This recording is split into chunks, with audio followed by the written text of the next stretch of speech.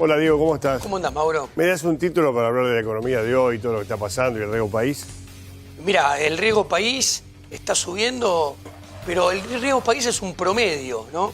Vos fijate que si vos mirás el bono más cerca, que es el Bonar 2020, que vence el 8 de octubre del año próximo, eso tiene una tasa de interés del 19%. Si vos tomás ese bono solo, sería 1.700 el riesgo país. Epa. No. ¿Qué pasa? Vence en el 2020, el 8 de octubre. Eso lo que te muestra ese rendimiento es que el mercado piensa que de acá al 8 de octubre del 2020 puede haber movimientos, novedades con respecto a la deuda argentina. O sea, hay una percepción que la deuda argentina, así como está, es muy difícil que se honre, así como está. Yo lo dije varias veces, hace mucho tiempo vengo sosteniendo, Javier Milei opina igual que yo, lo escribimos juntos, ya hace 1 año y medio que decimos que Argentina está en trayectoria de crisis y que en esa crisis se dirige a una crisis con riesgo, que no es lo mismo que vaya a ocurrir sí o sí, con riesgo de default y de hiperinflación. A ver, el 2019 en números económicos muy probablemente va a ser peor que el 2018. Muy probablemente este año termine teniendo más inflación que el año pasado y muy probablemente el nivel de actividad este año tenga un número negativo parecido o inclusive un poco peor que el año pasado. Y si no es así, es porque la situación se la mantiene con forceps, o sea, se lo logra artificialmente y esos números se van a materializar más adelante en el futuro. Yo no creo que la estabilidad cambiaria que tenemos en el mes, que tuvimos en el mes de mayo, pueda ser mantenida por mucho tiempo, porque el plan monetario no es consistente, no está bien diagramado. Yo creo que lo más probable es que el dólar más temprano que tarde salte primero a la banda de 51,45 en un tiempo cercano. El Banco Central va a empezar a vender más reservas de las que está vendiendo hoy en día. Eso se va a conjugar con el ciclo político.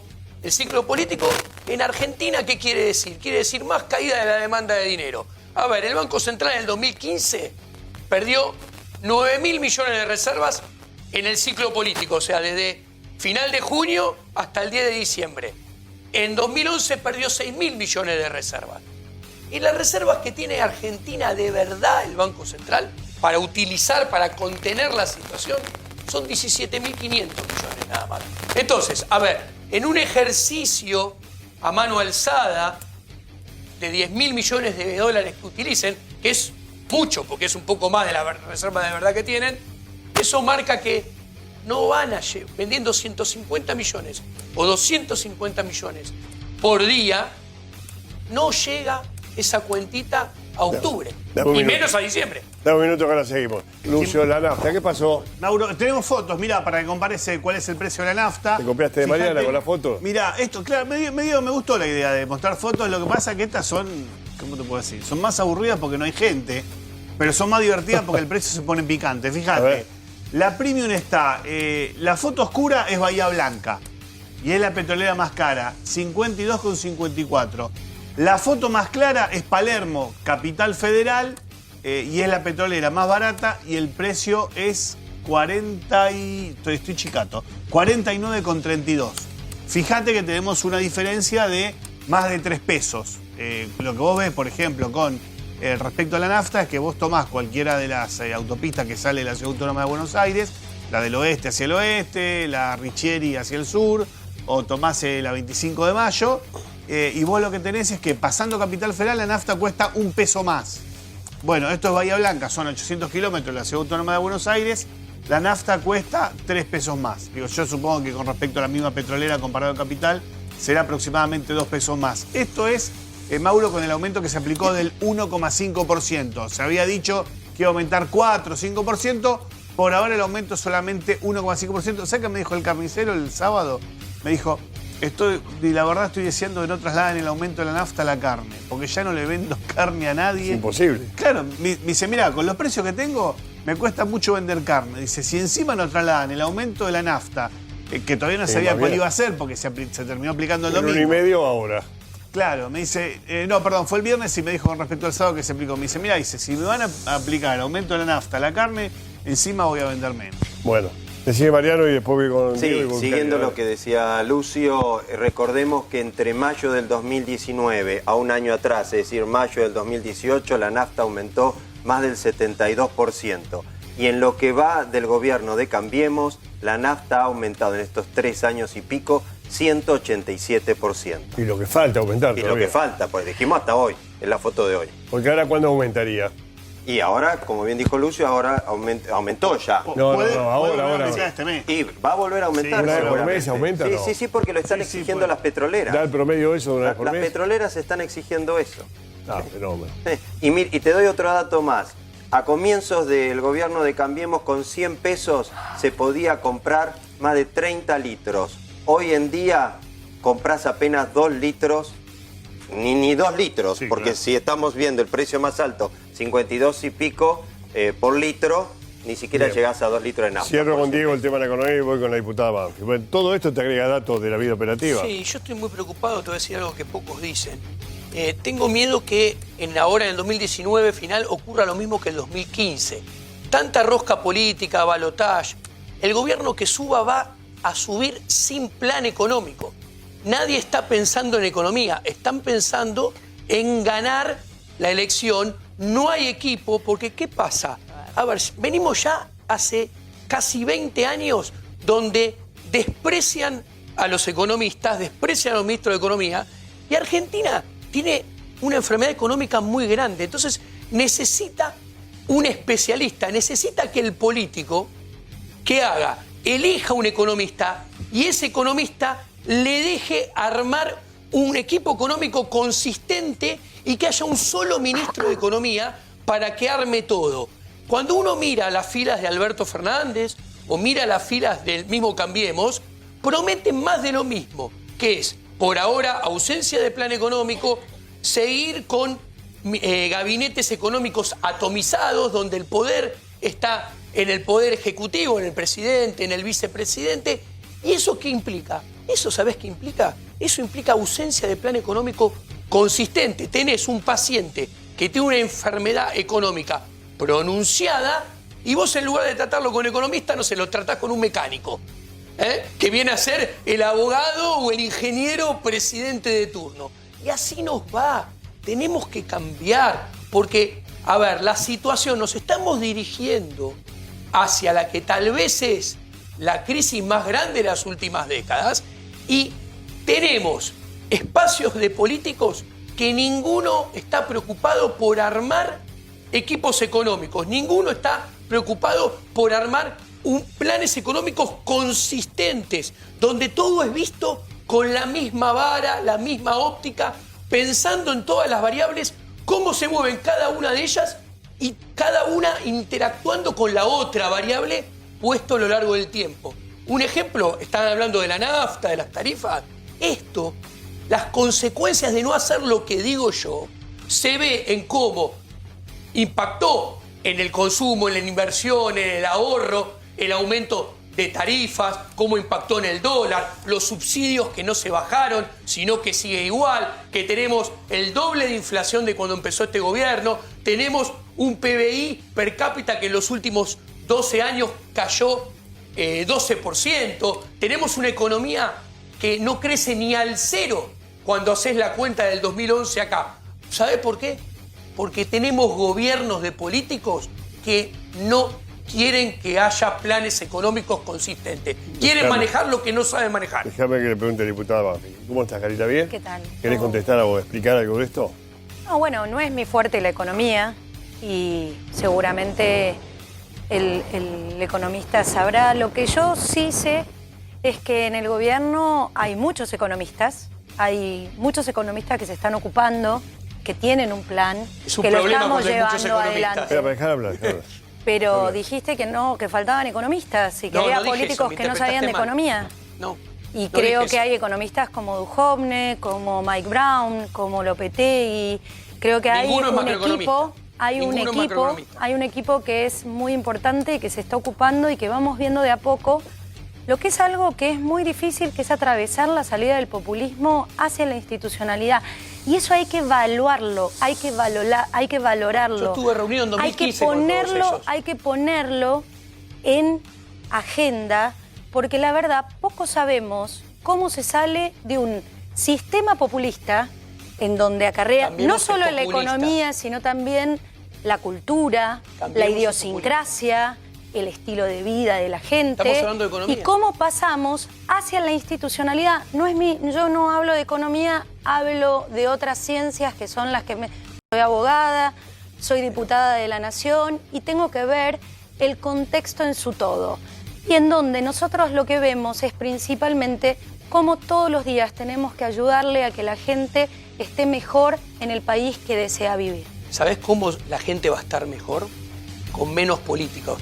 Cuando los diputados... Tremendo, Sí, tremendo. ¿sabés cuál es Los el mejor políticos son tan necesarios como respirar democracia. ¿Sabés cuál es el mejor diputado?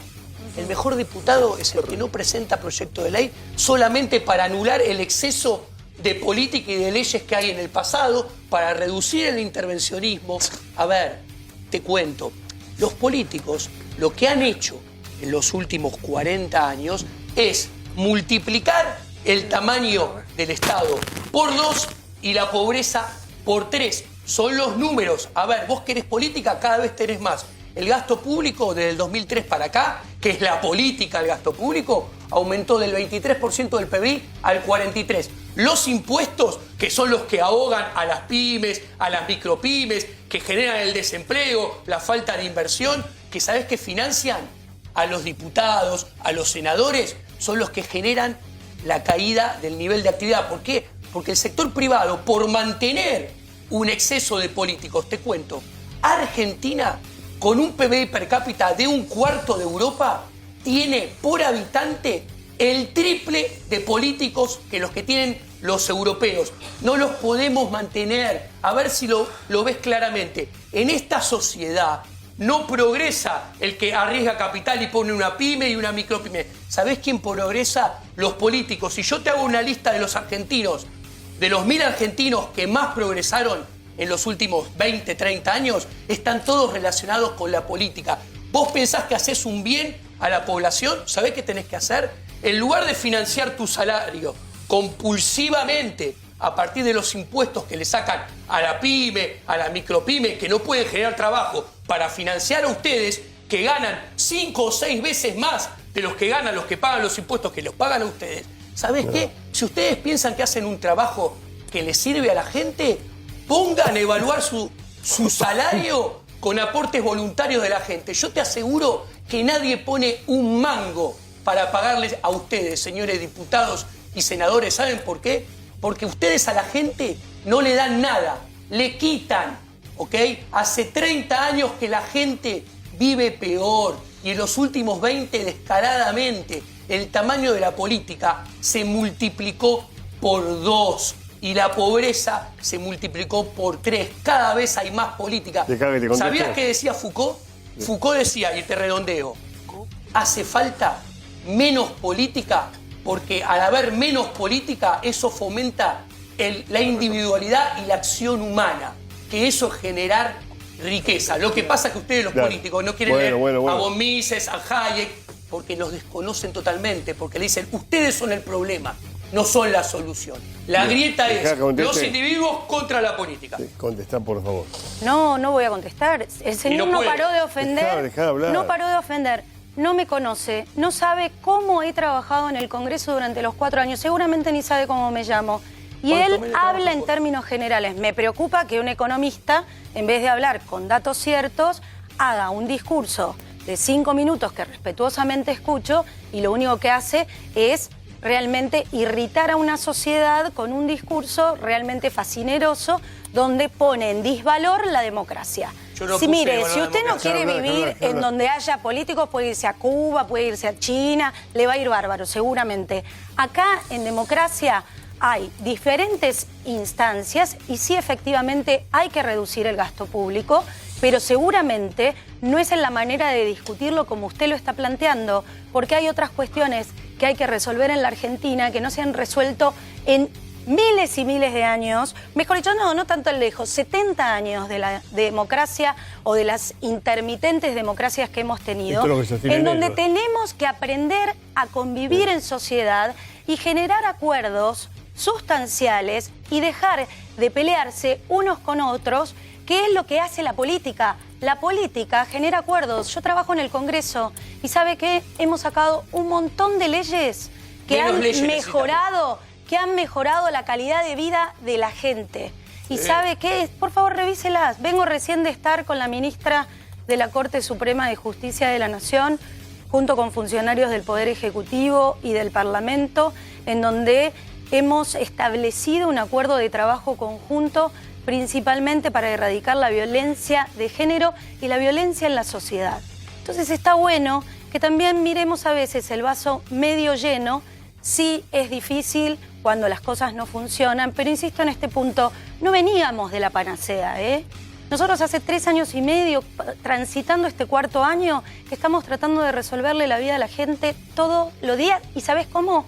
Honestamente, me encantaría que nombres aquellos políticos que, como bien señalaste, se enriquecieron o entraron, ingresaron al Estado y se fueron con más plata. Señalalos con nombre y apellidos. No metamos a todos en la misma bolsa, porque es ofensivo. Macroeconomía yo, ¿ok?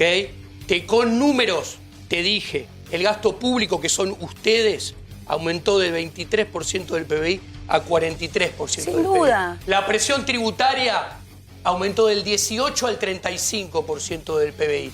Las regulaciones, la cantidad de impuestos, ustedes, Cambiemos, nos dejan con la presión tributaria récord de toda la historia de Argentina.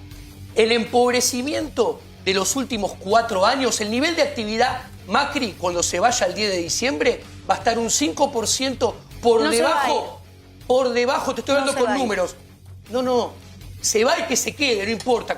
No dijiste que se iba a ir, no se va. A mí me da, para mí, yo digo, Cristina Fernández de Kirchner y Mauricio Macri son los 2 empobrecedores seriales. Cuando yo agarro 2011, 2019, en los últimos 8 años, el PBI per cápita cae 12%. ¿Sabés qué es el PBI per cápita? Las riquezas que genera un país. Cuando lo miro contra 2008, que es cuando empezó Cristina, cae un 5%. Cuando miro el dólar, cuando empezó Cristina estaba 4 y hoy vaya a saber dónde termina. Si me guío por el ROFEX, termina en 58. Cuando miro la inflación, que la agarraron en 20, está en 58%.